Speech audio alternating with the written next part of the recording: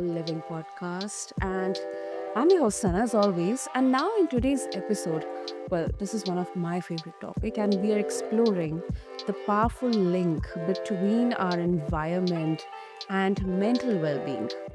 And my guest, Bryan Hardy, he brings a rare blend of science, soul, and lived experience to help us rediscover that beautiful balance, vitality, and a deeper connection to the natural world. So, with this, let's begin the beautiful conversation. So, Brian, welcome to the show, and I'm really, really happy to have you here with us. Yes, thank you, Sana. I'm excited to dive in and excited to share and to ideally inspire and educate or motivate some people listening to take their own mental, physical, environmental health to the next level. Definitely, definitely, Brian. So, before we talk about the topic, I guess our listeners would be so interested to learn, to hear about your journey into this. So, we all, uh, since our childhood, we are all a part of this nature.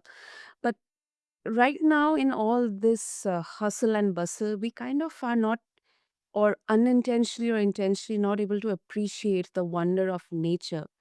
So, you have spoken about how your near death experience has shifted your perspective on health. So, how exactly, I mean, if you can describe that moment and that transition, and what does reconnection truly mean for your mental and emotional health?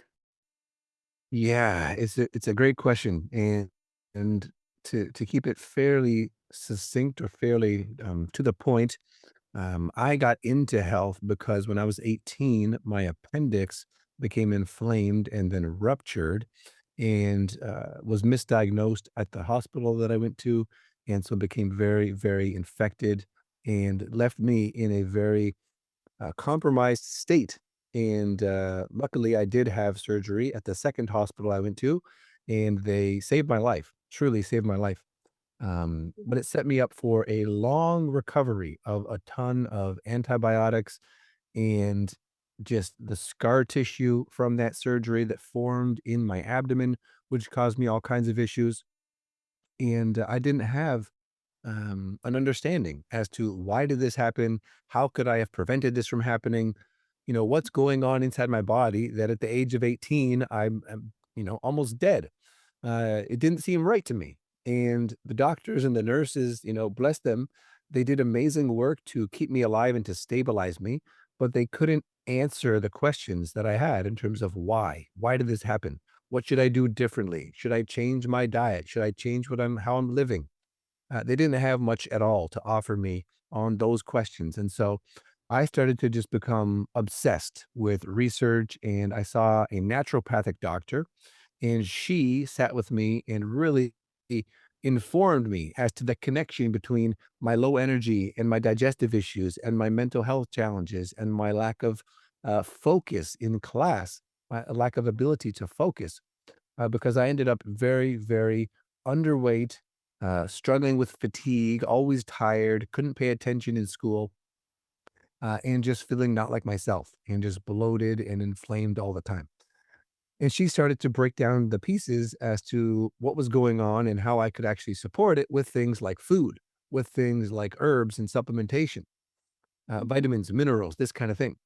And so it was that experience and feeling the difference as I made changes with my diet, as I started to take different herbs, to support my nervous system and my stress levels. Um, and the biggest piece with that relates to environment was I started to use what at that point was the forest behind where I lived at university. I started to use that forest as a sanctuary, as a place to reset, as a place to de-stress, as a place to unwind my mind and just all the baggage I was walking around with, all the worries and the anxiety, and to just go there and to just be human, just connect with the trees, just listen to the birds, walk through the trails, and come back to a sense of feeling connected, to myself, and by through that feeling connected to the larger world, the natural world. And so when it comes to like, what does that look like? Getting reconnected to the world of nature, Mhm, a couple things, right? It looks like eating real healthy whole food, right? Things that grow in a garden, things that you could identify if you saw them in a field somewhere, or your fruit growing on a tree, this kind of thing. That's a very direct reconnection, because it's what we're making our bodies out of. The things that we consume become us. And so if we're consuming more natural things, we're going to feel how we're naturally wired to feel, which is healthy and energized. And then the second piece to that is literally just putting yourself in an environment. It might just be, hanging out with a tree that's growing next to your building if you live in an apartment. mhm, If you live in a city, is there a river? Is there a creek? Is there a mountain you can climb? Whatever that is. But putting yourself in those environments where your mind has space to relax and to think and to let go of the stress of, modern living in the city, mhm. so that you can come back to a much more grounded and centered place within yourself. And from there, you're going to tend to feel a little bit better. You're going to tend to have a bit more energy, and you're going to tend to have clarity in terms of, okay, what's the next thing I need to focus on? Mm. That's so beautiful. And especially I love that you mentioned that you spend time with the nature, the forest, just to be human. I mean, that is so simple, just two words, but so profound and valuable. Just to Mm. because that itself explains that nature, environment, forests, they all are part of our own system as well. So uh, Yeah. this itself highlights that why we should not ignore the nature around us. And yeah, I mean, if we are staying in a city, we are living in a city and apartment, or we are stuck there, we don't have the option to move to the woods or be more closer to the nature. We can definitely find some options, like a lake or a river or a mountain or something like that. But still, there at the end of the day, Brian, I'll be very honest, I still prefer to move back to my childhood place, where I was born, because it's nearby a river, it's nearby a forest as well. And Mm. the sound of all, vehicles and the horns and everything, it's less. So I'll still Yeah. go the second option. 100%. 100%. Okay, okay. And thank you for sharing that, Brian. And also, interestingly, you lived in the Peruvian Amazon. You studied with shamans. I mean, that is really, kind of mystical and beautiful. So, what did that experience teach you about the connection between emotional trauma, environment, and then physical vitality? Yeah. Yeah. Yeah. And just to put a little cherry on top of the last question, if you are in a city, literally just get like a house plant, one green living thing you can have in your apartment to take care of and to remind you of, the natural beauty. Not to mention, a lot of those plants help filter the air. So they'll clean your air for you. But it can be as simple as that. It doesn't have to be, okay, I'm going to drive 30 minutes out of the city and climb a mountain. It can be, I'm going to take care of this plant, and that's good enough to start. Um, in terms of the time I spent down in Peru, I went down thinking that it was going to be about the ceremony, about the plant medicines, about the ayahuasca and the different plants that we were using and learning about and ingesting. I thought that was going to be the main thing, the biggest thing. What I found was that spending time with my teacher, uh, who has since passed, but spending time with him and his family and walking through the jungle and seeing how much he was aware of and connected to the trees, the plants, the fruits, the sounds of the birds, the sounds of the monkeys, the sounds of the frogs. Everything had a story. Everything was speaking to him, and he understood it. And this to me was amazing because I had never up until this point, I grew up in sort of a suburban lifestyle, outside of Toronto. So I had never been around indigenous people, people who had that kind of connection to the plants and to the animals and to the land that they were a part of. And just seeing that connection um, was transformative. It really showed me just how disconnected I had been for basically my entire life, and how by living in that way, I was cut off from such a source of richness and such a source of um, clarity and even purpose in a sense. Because if you live in a place and you care for that place and you take care of that place, whether it's tending to a garden or it's picking up garbage in your park nearby your house, or it's clearing a path through a forest so you and others can enjoy that path, um, it gives you a sense of purpose. It gets you out of yourself and focused on how can I serve this environment? How can I serve the nature around me? So that it becomes more beautiful, it becomes more productive in the case of food production. And I saw them doing that all the time. They were planting fruit trees all the time. They were clearing land. They were opening up pathways. Um, and they were just tending to the wildlife. They were tending to the gardens that they had. And it's interesting, a side note from this, some of the prisons that have the best, rehabilitation rate are the prisons where the prisoners, the people who are in prison, in jail, they get to garden as part of their time. So they have like community gardens inside these prisons, and those people tend to have the best recoveries and the best outcomes when they leave prison because they've learned this skill and they've spent time in the dirt, in the soil, which by itself is a very relaxing activity once you sort of become familiar with it.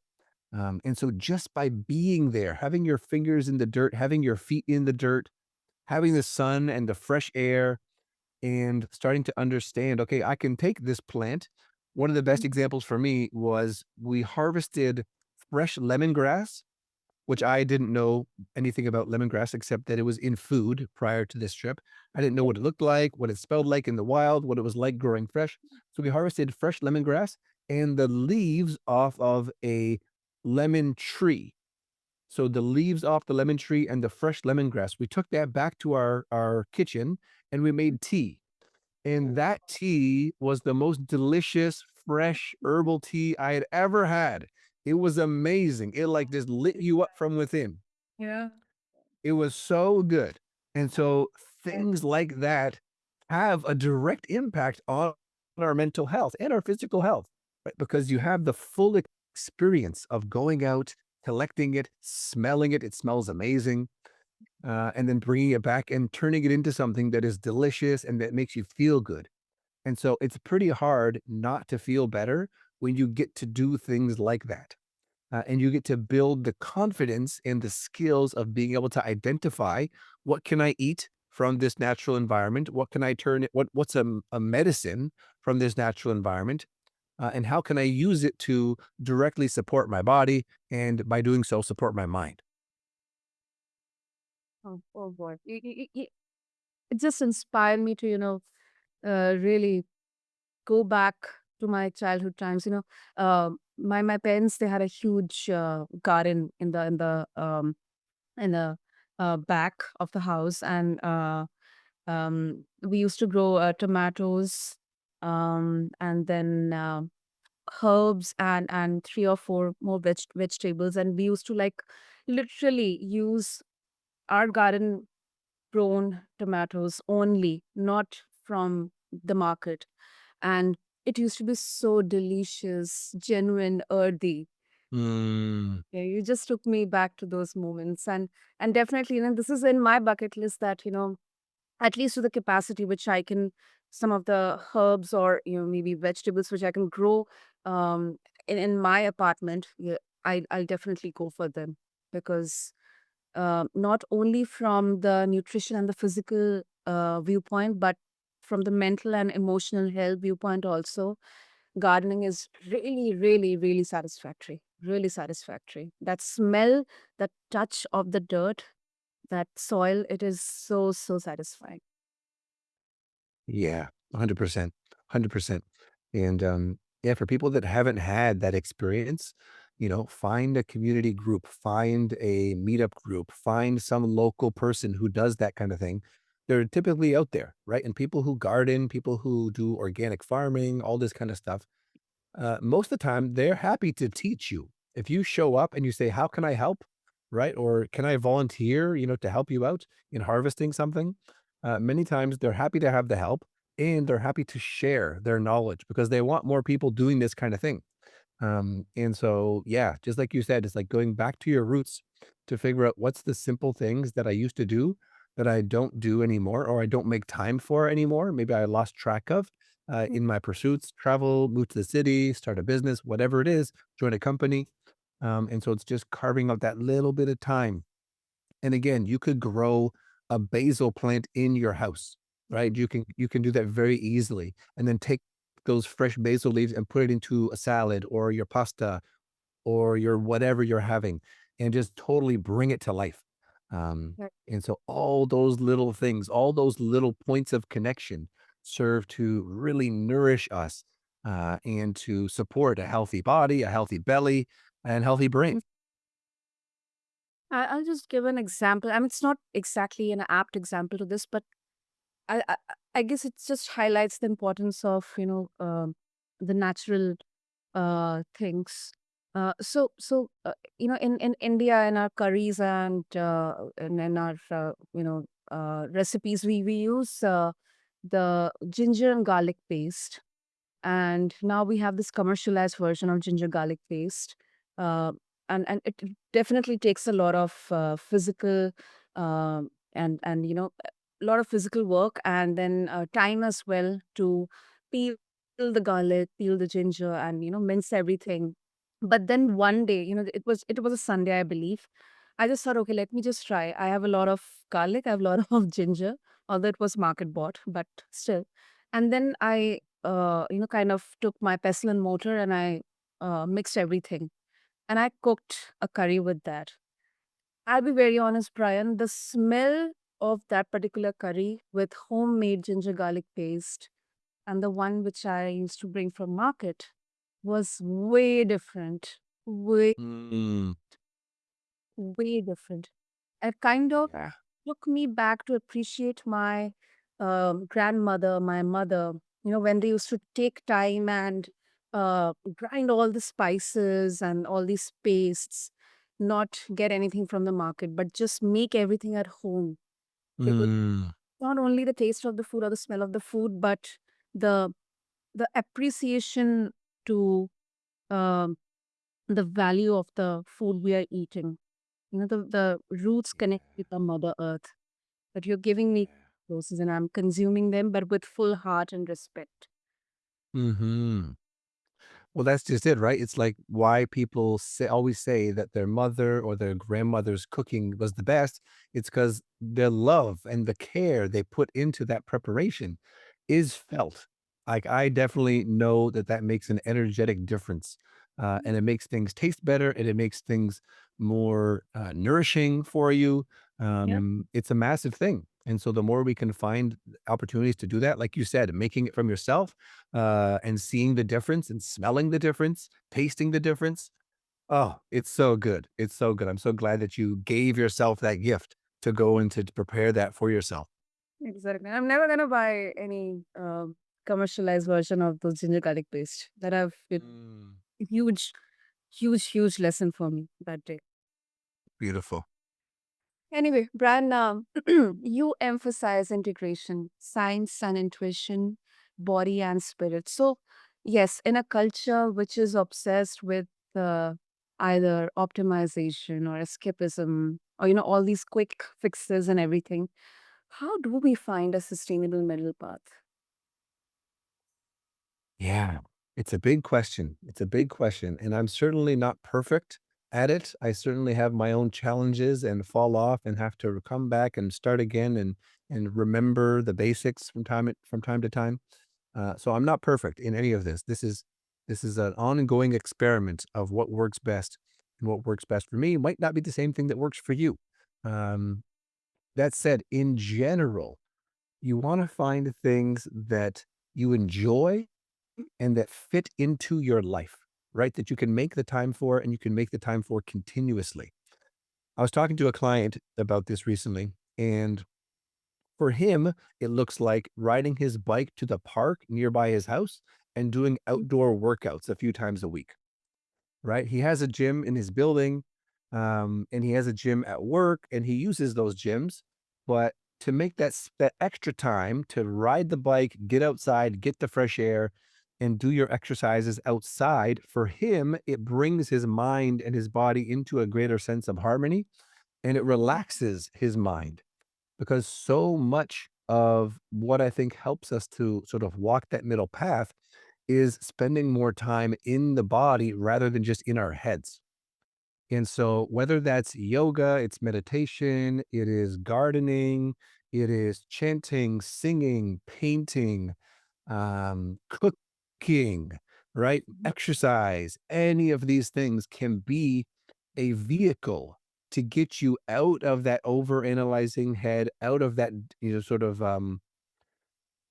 optimization, focus, neuroticism. And I've definitely been there. I can definitely fall into that category myself quite easily if I'm not careful. But so it's finding these vehicles. For me, we got a dog a couple years ago, and so for me, it's like, okay, I start every day walking the dog, and we just happen to be blessed to live in a place that is quiet and has birds singing and chirping in the morning and is very pristine. And so that's a way. That's how I remember that path. I remember to breathe deeper and to appreciate the nature and to appreciate my time, and then to come back and feel more grounded because of it. And so that's what works for me. Also, exercise worked well for me, as well as self massage. So, figuring out where are the areas I'm holding tension in my body, and then digging into those areas with a tool or a ball, and releasing that tension also really helps to bring, for me, and for a lot of people that I work with, it really helps to bring us out of our minds, out of our thinking, and more into our feeling and sensing state. And from that place, we tend to know, okay, what's the best thing for me in this situation? What's the thing that I'm feeling pulled towards or that I'm feeling, maybe a craving for? Like, you just finished a workout and now you're like, oh, I feel hungry. What do I want to eat? From that grounded, embodied perspective or state, you're going to be able to hear perhaps what your body is actually asking for rather than just what, I think, okay, this looks good on in terms of like, a quote unquote healthy option. I'll just have that. But meanwhile, you're not actually paying attention to your body and what it is trying to lead you towards or asking for.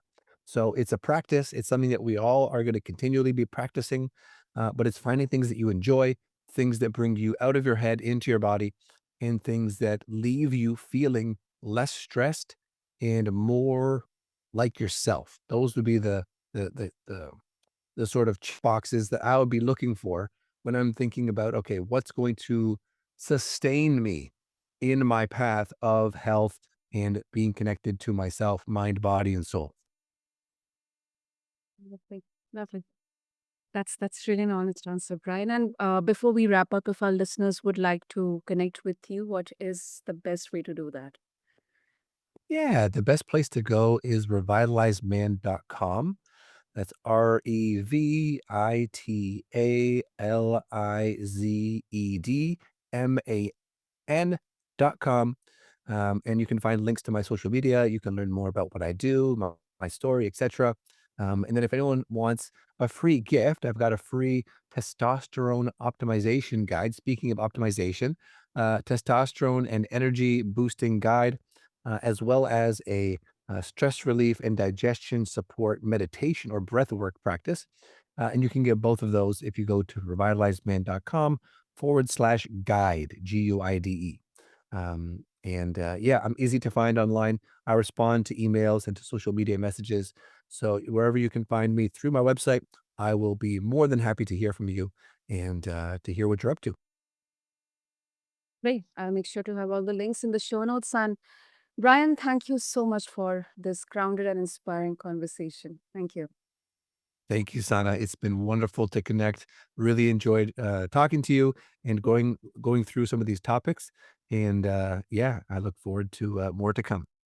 Absolutely. And to all the listeners, yes, nature doesn't just heal, it reminds us who we are. So, if today's conversation resonated with you, pause, breathe, step outside, and begin again. I'm your host, Sana, and this is the Mindful Living. Thank